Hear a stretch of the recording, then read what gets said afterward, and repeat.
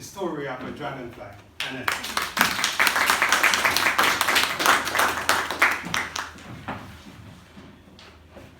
at the bottom of a pond, there once lived a colony of waterbugs.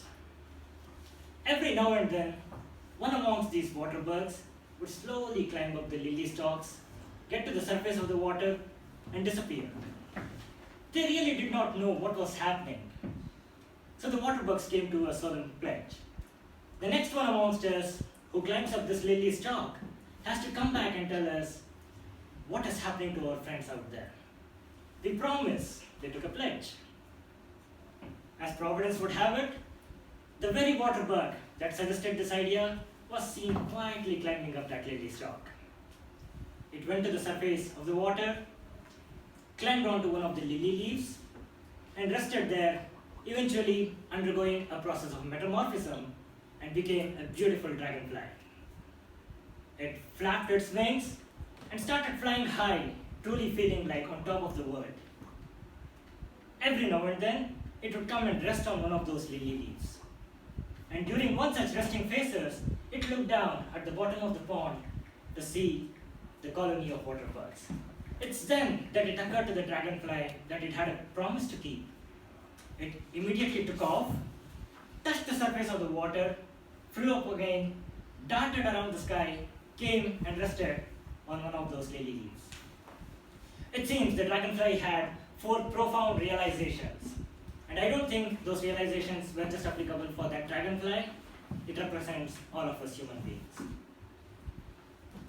The first and foremost realization it had was, now that I have become a dragonfly, even if I want, I cannot go back from where I have come.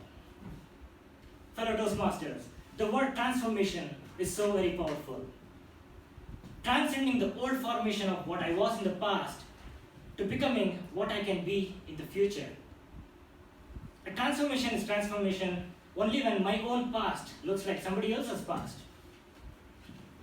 As we keep evolving in life, as we keep growing in life, without our willingness to let go of the past and renewing our perception of what we can be in the future, an entire life can become a life of repetition. Repeating my yesterdays into todays, todays into tomorrows. We could have been a nobody in life for 35, 40 years. If Colonel Sanders created Kentucky Chicken at 65, Nelson Mandela became a president at the age of 75. There's absolutely no telling what each one of us can become even if we start today. So let us not define our future based on what we have been till now. There are innumerable people in life who woke up late in life and yet made their awakening count. The second realization the dragonfly had was, even if I somehow go back, those waterbugs will not recognize me in my new form. This is the price one has to pay for growing up in life. As we keep growing up in life, as we keep evolving in life, we are sure to be misunderstood.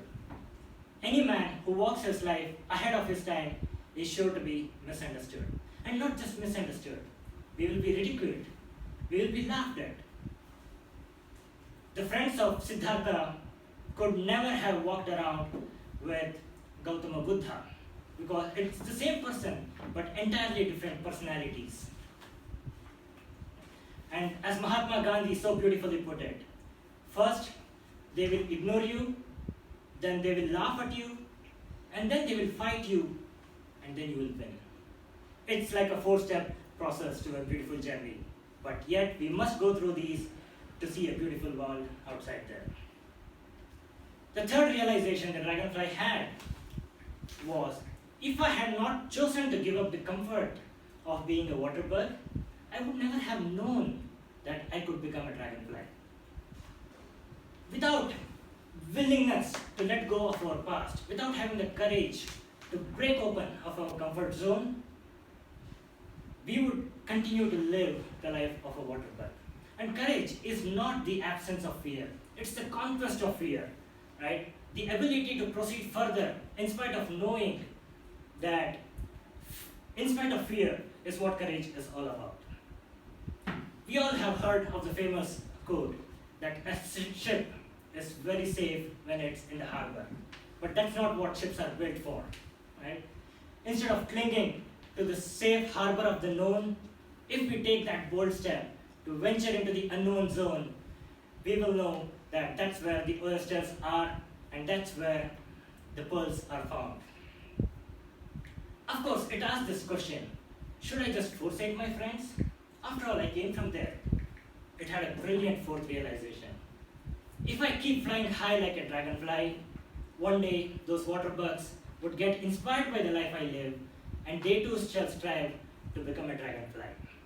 The responsibility of every individual who makes it in life is to be a role model worthy enough for those who are not yet.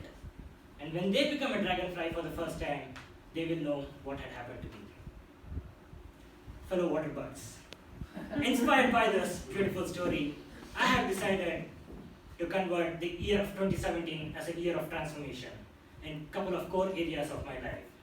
My physical fitness and my communication are two of the core areas where I would like to see myself completely transformed. I invite you to come and join me in this journey.